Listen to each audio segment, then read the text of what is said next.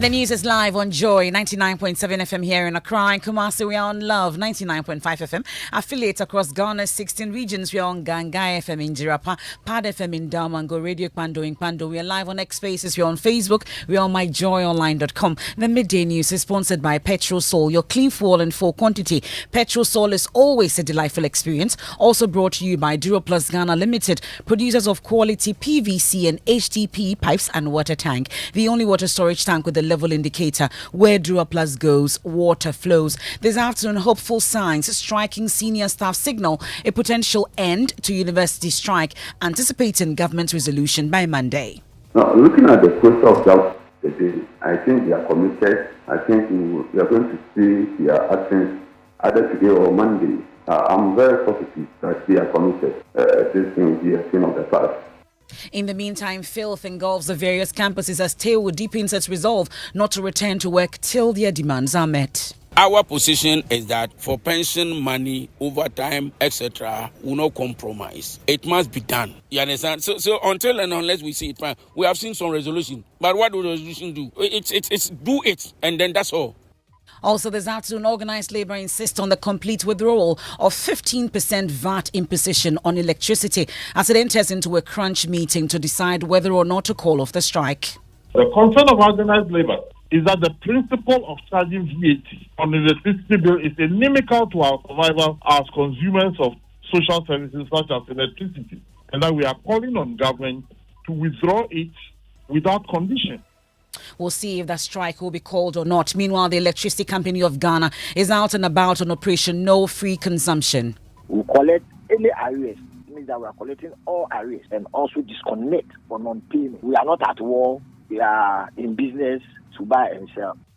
In sports, demand grows for Kobe Menu to play for Ghana after stellar performances for Manchester United. And much later, from an average of sex once in a month in the year 2000 to an uncontrolled surge, we find out what is fueling the strong appetite for sex among Ghanaians, especially the youth, as Ghana is ranked among countries with high HIV new infections. So when you, according to the data, it was about almost once in a month. And so the white people who were working with on this modeling said, what? Ghanaians don't have sex. Yeah. But from 2003, we have seen upward progression. That and more in this afternoon's edition of the Midday News. I am Emefa, Apawu, and this is your home of independent, fearless, and credible journalism.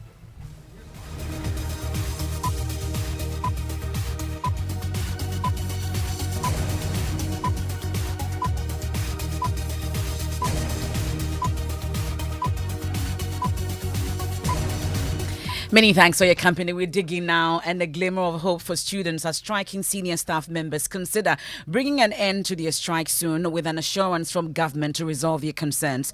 President of the Senior Staff Association in Public Universities tell Joy News a petition to pay their Tier 2 pensions and improve other working conditions have been received by the Finance Ministry in a meeting yesterday. They are hopeful that the strike will end in the coming days. However, the various campuses continue to reel from the impact of the absence and that of their colleagues Apawu and administrators. Kenneth Jesse is at the University of Ghana once again to observe the impact. Joins us on the line. Kenneth, let's talk about the latest in terms of what you've witnessed. Emefa, the vice chairman of the Legon branch of the Teachers and Educational Workers Union, Benjamin Kumsa, informed all members, including the senior staff members and the FUSAC members, that their meeting with government yesterday ended in stalemate and their strike continues unabated if they do not get their conditions of service resolved and their 2 pensions paid with compound interest of 3%, they will not return to work. So as we indicated to government that the only opportunity the only way we can go to work is to see something properly documented.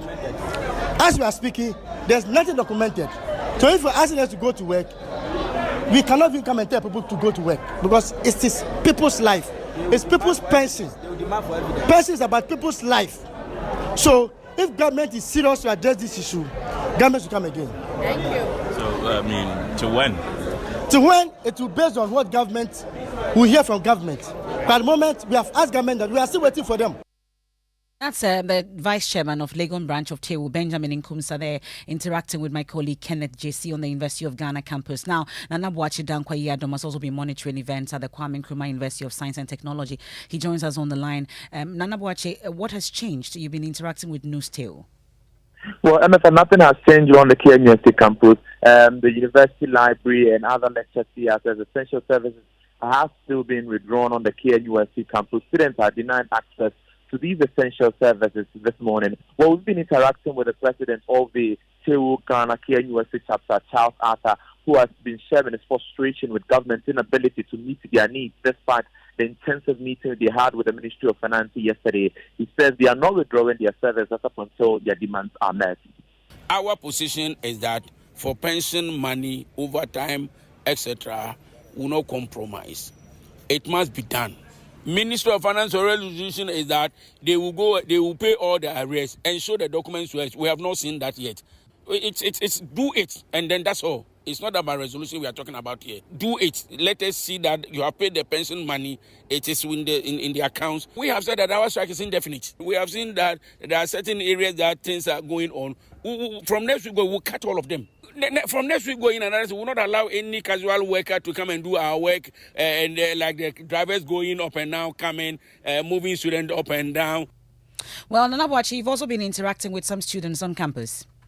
Well, Emefa, these students are frustrated. They are stranded in it because they are just 2 weeks away to the mid-semester examination. And so all of them would have to move to the university library mostly to study. But then with the library being closed and the lecture theatres also closed, they do not have any other place to go and study. And so they've been sharing their frustration with us.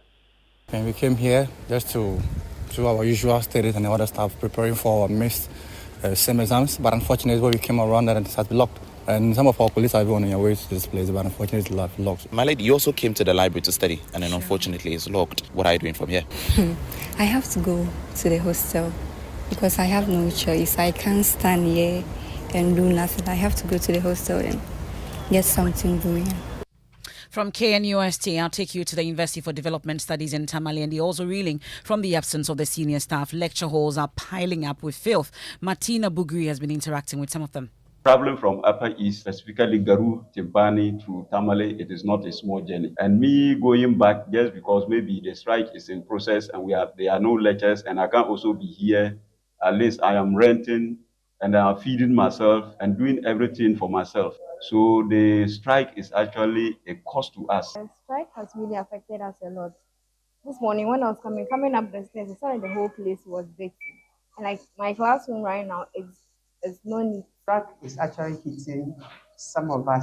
Every day we transport ourselves to the office, we do office work and we'll do our duty as well. So some students there interacting with my colleague Martina Bugri at the University of Development Studies campus in Tamale. Well, the National Labour Commission has assured the unions of fair hearing and assistance to settle their disputes later next week. Ofusuo Samoa is Executive Secretary. We are assisting them to settle. And in the bid to have their differences, fair wage and salary and districts were asked to restore what they are and engage them if there is a need to make any changes to the allowance they had earlier on agreed. They talk about their pensions, which government deducted and did not pay. The committee directed that it pays. Now it's not interest or penalty. Because the government defaulted. And the committee has agreed that yes, the law provides for it. But while we are trying to settle on this, just go back to it. Because we have stated that you have extended to the government and the money is at stake. So if you are settling on payment, why go on strike? But it looks like the challenges for the senior staff may be over soon as the president expresses optimism of a resolution from government. President Isaac Donko spoke with Sweetie Abochi on the AM show. Well, yesterday when he made few proposals to government. He accepted our proposal in good faith. It wasn't anything difficult that government cannot handle. Because they promised they are going to get back to us very, very soon. So we are waiting. Our proposal is simple. They should go ahead and pay. So we are waiting.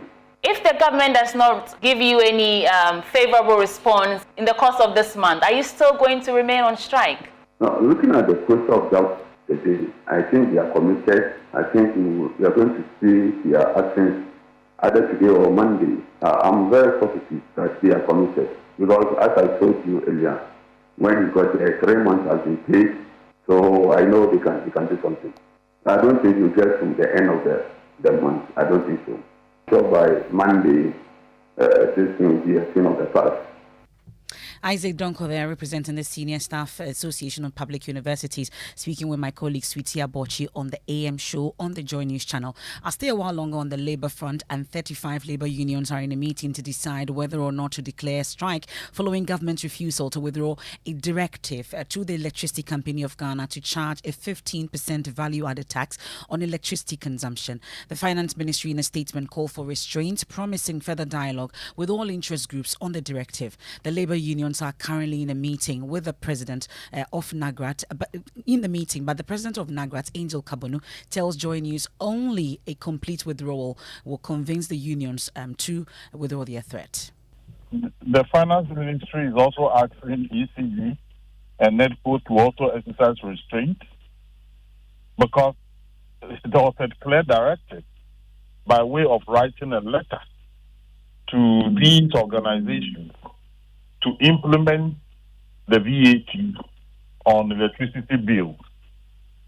So, and our demand was that the government writes to these agencies to suspend the application of the VAT on charges for their services.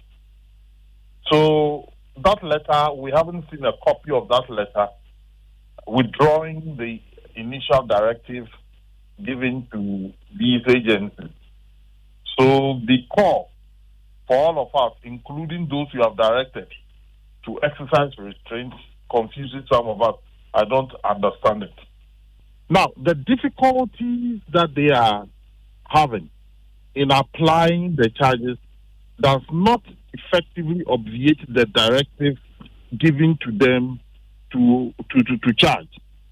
So, for example, if by March they are able to get their act together and the ministry fails to withdraw the letter, it means that they can take retrospective charges. The concern of organized labor is that the principle of charging VAT on the electricity bill is inimical to our survival as consumers of social services such as electricity, and that we are calling on government to withdraw it without condition. That is what the call we make. That's the president of NAGRAT, Angel Kabonu, and Joy News is keeping an eye on that particular meeting between Labour and on the decision whether to call a strike or not. But the Electricity Company of Ghana is in day 2 of their meter reading and revenue collection drive. We can listen to the Public Relations Manager, William Boateng. We are saying that to patient, no free consumption. We are visiting our customers. Basically, first to update, in fact, activities under this particular program or exercise is to update customer details. We need the telephone numbers of our customers, for example. We record their GPS addresses so that we can communicate. We want to do a target communication to customers of information instead of going mass, and some of our customers don't hear and they are not happy about our information flow to them. We collect any arrears. It means that we are collecting all arrears and also disconnect for non-payment. We are not at war. We are in business to buy and sell. And so if we are giving you electricity for 1 month, if you have not paid for us, we are begging that you pay. This time, I don't need to walk to our offices. I mean, we have gone cashless. We just use our app to pay. And of course, staff will assist you if you don't have knowledge about how these payments are done. We also pick pictorial readings. For the first time, we have introduced what we call the Zeus mobile device. Basically, it's a meter reading device, like the POS, so we can give you an instant bill. We are bringing the device with us, and so when we reach your end, we can easily pick the reading of the meter so that we can correct any anomalies regarding your consumption. That's William Boateng. He's a public relations manager for the Electricity Company of Ghana on the Operation No Free Consumption. Much later, we'll also focus on the Ghana Water Company and their inability to resolve the loss of revenue from the squirting of water from best pipes here and there. But let's go on to some other stories now. And leader of the Movement for Change, Alan Kojo Tsemantin, says he's on an agenda to deliver prosperity for all Ghanaians. The former Trade and Industry Minister, who is today convening a national economic summit, explains that the citizenry is worried about the economic downturn of Ghana. Hence, the agents need to rally bipartisan expertise in formulating the solutions that will address the root cause of the country's debt crisis and other associated governance infractions such as corruption. In his address to delegates at the National Economic Summit at the Mervyn Peak Hotel in Accra, Alan Kojo Tsemantin noted his Great Transformation Program, which contains a blueprint for Ghana's development, will serve as a framework around which solutions will be targeted. Some of the key governance challenges contribute directly to the economic crisis we find ourselves today. I'm sure if we are able to abate the level of corruption, we may not need to borrow as much as we've done. In the light of this, there will be another summit which will soon convene to discuss the governance cluster to enable us to have a more integrated solution to address our economic challenges. But be that as it may, I'm sure you all agree with me that it is appropriate that we start this summit first by focusing on the economic cluster. It is my fervent hope that we will have a constructive and enriching dialogue at this summit, which, as advertised, is a non-partisan gathering of Ghanaians. My colleague Blessed Soga is at that summit and joins us on the line. So let's talk about the end game in particular for this summit. Well, the Movement for National Change explains that this is a consultative forum drawing on the expertise of bipartisan individuals and also experts, as well as associations across the country, in a bid to formulate strong policies that will deliver prosperity. As the convener of the group, Honorable Alan Tsemantin, has communicated in a speech, is the reason for which engagements are continuing for today, with a hope that at the end of the day, recommendations will be made. And you've been finding out who and who are there. Can you let us in on it? Quite a number of groups, associations, and also leaders from the private sector. Alan Kojo Tsemantin's Great Transformation Program, as he says, is anchored on industrialization. So you see a lot of captains of industry, gathered here, all listening in and also making their suggestions.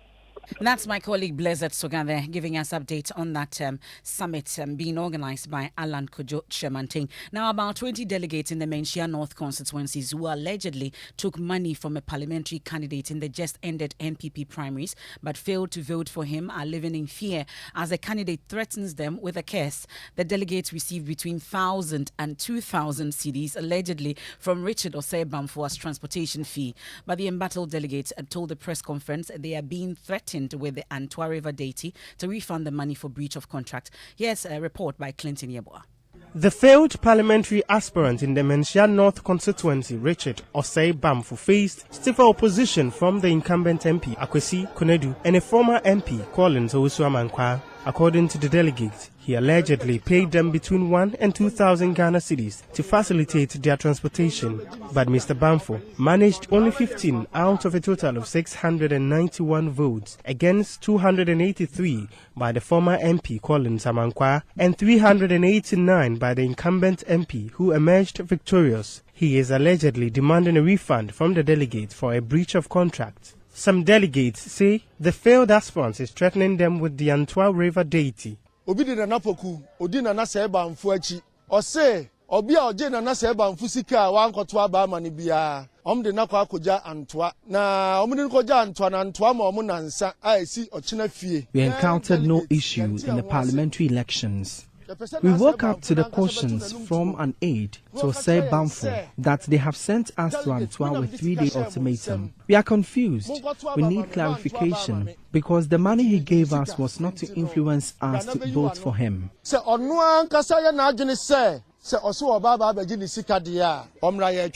But the secretary at the GES polling station, Evans Adijemfi, says money paid to delegates cannot be refunded. And later you've gotten what, 15, and you are now complaining that it's too small, so you are taking back your money. He doesn't know anything. So is Bamfo, can you identify that this man voted for him or this man voted for Collins or the other candidates? And as for the money, he's not going to get it because we've used it. And that's my colleague Clinton Yeboah's report there. And we'll touch base with the camp of the NDC, and the flag bearer, John Dramani Mahama, says the restoration of peace to Boko will be a priority if successful in the upcoming elections. He's taking his tour to the Upper East region and is currently meeting the Regional House of Chiefs and expressing his commitment to the restoration of peace in the area. My colleague Nanaya Ojima is with the team. He will join us, but we'll take a quick break here on the Midday News on Joy 99.7 FM in Accra and Kumasi, on Love 99.5 FM affiliates across Ghana's 16 regions. The Midday News is sponsored by Petrosol, your clean fuel in full quantity. Also brought to you by Duo Plus Ghana Limited, producers of quality PVC and HDP pipes and water tank. Where Duo Plus goes, water flows. We return from the break with sport, and from an average of sex once in a month in the year 2000 to an uncontrolled surge. We find out what is fueling the strong appetite for sex among Ghanaians, especially the youth, as Ghana is ranked among countries with high new HIV infections. So according to the data, it was about almost once in a month. And so the white people who were working with on this modeling said, what? Ghanaians don't have sex. Yeah. But from 2003, we have seen upward progression.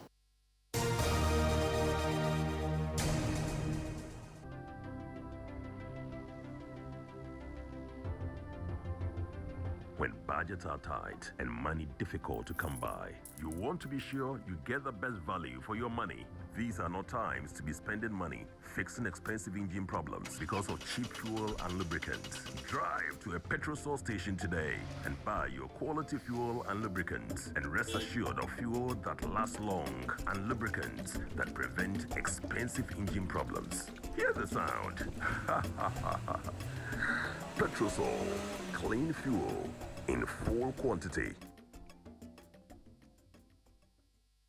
GoTV is stepping up your entertainment from the 15th of January at no extra cost to you. If you are on GoTV Value, upgrade to GoTV Plus to watch GoTV Max. Already on GoTV Plus? Upgrade to GoTV Max to enjoy GoTV Super. And if you are on GoTV Max, upgrade to GoTV Super to enjoy the best of the best on GoTV Super Plus. Don't wait. Step up your entertainment today. It's on us. GoTV. Love it. T&Cs apply.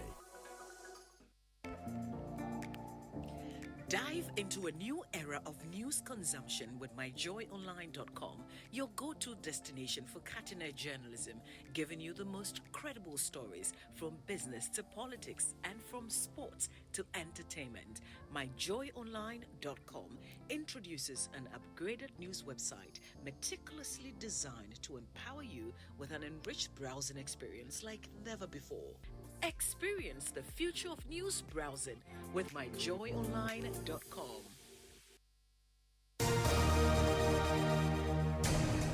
Thanks for sticking with us. Let's do sports. Yep, Emefa now. Manchester United's rising star Kobe Mainoo has become the center of attention among Ghanaian football fans who are eager to see the 18-year-old feature for Ghana. Mainoo was born and raised in England to Ghanaian parents, which makes him eligible to play for the Black Stars. Now, UK journalist Raman Haman urges the Ghana FA to secure his services before England makes a move. Mainoo will be unbelievable if he was to play for Ghana. He's young, he seems to have tenacity, he seems to have character. He's playing in a world-class team with different questions being asked, playing in a midfield where he needs to be creative and at the same time he needs to be strong, and strong not only physically but mentally, in a United team that that most players will dream to play in. So if you have players like that in the team, they don't just come with their quality on the pitch, but they come with their experiences of playing in a big team, experiences of training with world-class managers and world-class players. I would definitely be ringing or picking up the phone and trying to speak to people around him if I was the GFA. I think we need an absolute rebuild. And part of the rebuild is bringing in new energy, fresh blood, and people with new intentions and tenacity to be able to help us. That's UK-based sports journalist Raman Usman. And game plan comes up at 1:15 p.m. Back to you, Emefa. Thank you very much, Mubarak. Now, countries around the world are observing the World Wetlands Day, a period aiming at raising global awareness regarding the crucial role of areas, including the coast of Jamestown, which remain important to human beings and the planet. Before we hear more from that report, let me take you to the Public Accounts Committee, where my colleague James Saveji joins us. We are told that the Fisheries Ministry has been directed to undertake certain orders. So, James, what's the situation at the Public Accounts Committee? Emefa, so the Fisheries Committee Commission under the ministry has been flagged for paying some 947,000 Ghana cedis to one company named Guma & Sons to provide the commission some 2 Toyota Prado vehicles. Now, it was revealed that the vehicles provided were defective and so were returned to the company for a full refund of the money. But the commission says they've been able to retrieve only 200,000 Ghana cedis, leaving some 695,000 cedis to be refunded. Now, the same company, the Guma & Son, was also awarded another contract to construct a headquarters for the commission at the Savannah region. This contract they took only did footing for the headquarters building and abandoned the project. There was a back and forth as to why they were not able to complete the project. And then because the ministry has not been able to justify why a company that is not performing is being awarded multiple contracts from the ministry, the committee chairman, James Kluchi, directed that they should go back and bring the owners of this company to appear before the committee on. Well, that's my colleague James Saveji there giving us updates from happenings at the Public Accounts Committee. Back to World Wetlands Day, and fisherfolk in Jamestown bemoan the state of their beaches. They say the ever-increasing waste from activities of residents is adversely affecting their livelihood. Adobia, my colleague, has more in this report read to you. Jamestown is one of the oldest settlements in the Greater Accra region.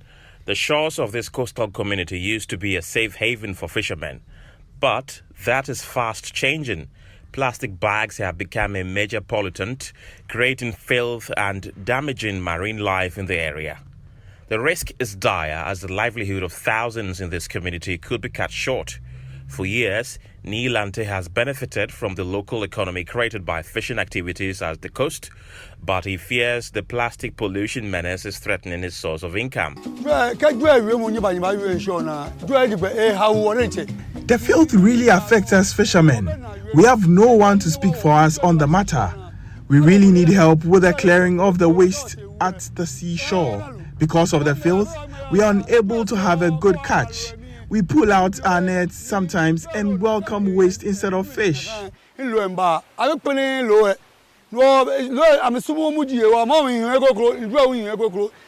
Countries the world over are observing the World Wetlands Day, a period aiming at raising global awareness regarding the crucial role of areas including the coast of Jamestown lands, which remain important to human beings and the planet. Alarmed at the level of plastic pollution at beachfronts and other wetlands, the eco-conscious citizens say it is time for action. First of all, it starts in the home. There was a time when we had the town council coming to make sure that each house was clean. Second of all, we really need to educate people, and then we have to have enforcement. That's Adubia Hassari's report read to you. Now, a study by the Ghana AIDS Commission and the Global Fund between 1998 and 2000 reviewed Ghanaians on average had sex once in a month. In fact, there was no sexual activity for persons below age 18 during the period, but the situation began to change from 2004, and current figures before the Commission review a strong appetite for sex among the Ghanaian youth, accounting for a third of new HIV infections. Director General of the AIDS Commission, Dr. Steve Echiahene Chirame, tells us more. The rate of coital frequency in the country, as Ghanaians, how often do we have sex? Only 1998 DHS gave us that data for that indicator. And that indicator showed that coital frequency was about 1 in a month. Break it down for me. The number of times a person, has sex in a year. So when you, according to the data, if my memory serves me right, it was about almost once in a month. And so the white people who were working with on this modeling said, what? Ghanaians don't have sex. Yeah. And when you look at data from 1998, 2003, all the way down to this point, you see that first sexual debut, that is when young people first have sex, the first time sex among the young people below age 18 was almost negligible in the early years.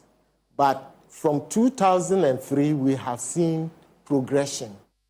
Well, that's the Director General of the Ghana AIDS Commission, and it's time for MNJ. Why she's smiling, I don't know, but there's a lot happening on the streets of social media. Let's go through it. Well, Emefa, it's a Grammy weekend, so Grammys is trending, and unfortunately, no Ghanaian made it to the Grammys this year. No nomination. Well, this year 2024. Let's see what happens. But then our neighbors, Burna Boy, Davido, Olamide, Ira Study are all in, so we're expecting. Thames is not there. No, she is not. But then we are expecting them to win, and also Stone Boy is trending.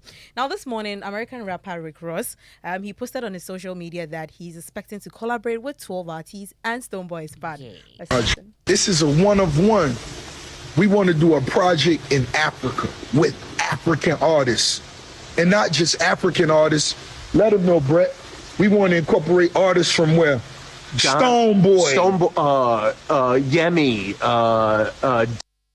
Bim. Yes, so he's trending this morning. People are expecting that collaboration to happen very soon. And of course, Shatawale is also trending. He's not left out. He has an album out called Connect Album, and he's trending. People are expressing their thoughts on that. Let's listen to one of the songs. Me don't really mind what they say. Next, he says. Yes. Okay, and Jackie, I'm sure Spelling Bee is also starting this weekend. Yes. And we are looking forward to so it. 99 finalists will be in it, and 10 at the end of the day, we just get a winner, first runner-up, and second runner-up. So contestant for the ultimates this weekend. We're keeping our eyes on that. Thank you very much, Jackie. And that's how we wrap up the Midday News for this week. There's more when you log on to myjoyonline.com. Let no one feel discouraged to use the law, Chief Justice to judges. I am Emefa Apawu. Living Word with Pastor Mensa Otabil is up next. Have a good afternoon.